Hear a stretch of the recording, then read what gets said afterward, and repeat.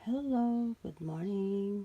Yan, flex ko lang yung sapatos na binili ng anak ko para sa kanyang kapatid. Ayan, pasalubong niya yan. Iba na talaga ngayon ang panahon. Kita mo yung sapatos. Magkaiba na ng kulay. Ayan siya. Ayan na yung magpartner. Sila yung magpartner. Ayan o. Grabe. Yan na yung sapatos ngayon. Ganyan na ka-high-tech, ganyan na